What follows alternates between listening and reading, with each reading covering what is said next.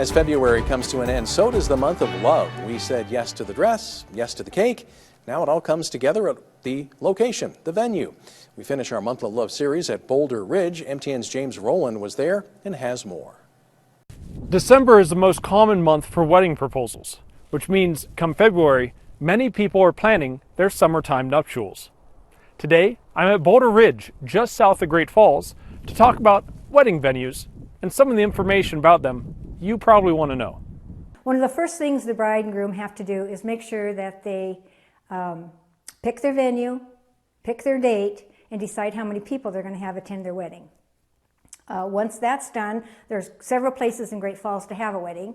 There's church, there's Justice of the Peace, parks around the area that allow people to get married in, and then also there are several venues that do nothing but cater to weddings and special events, which is what we are. Some of the things that the bride and groom need to keep in mind is make sure that the number of people you're inviting corresponds with how big the venue is. You want to make sure the venue has enough bathrooms for the number of guests you're inviting, that there's enough parking area for the cars, and that parking is accessible easily in case people have to leave and they don't want to be boxed in somewhere. You want to make sure that your venue has a room for your caterer so that they're not mixed in with the guests and they have their own private little area. You need to know if you need to come to the venue dressed or whether there's a room for you to get dressed in.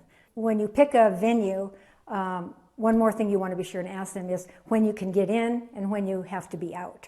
Because it's a lot different trying to get in and out in one day or an afternoon with a whole wedding party than it is to have several days to work up to it. Some venues require that you use their vendors. So if you have a certain caterer or photographer that you want to use, you want to make sure that the venue is okay with you using the people you want.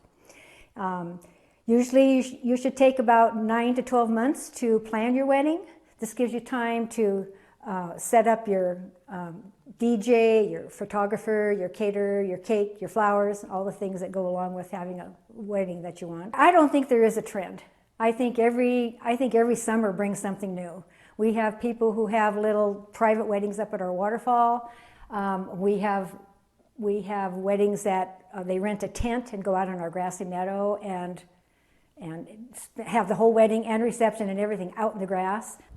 In Great Falls, I'm James Rowan, MTN News.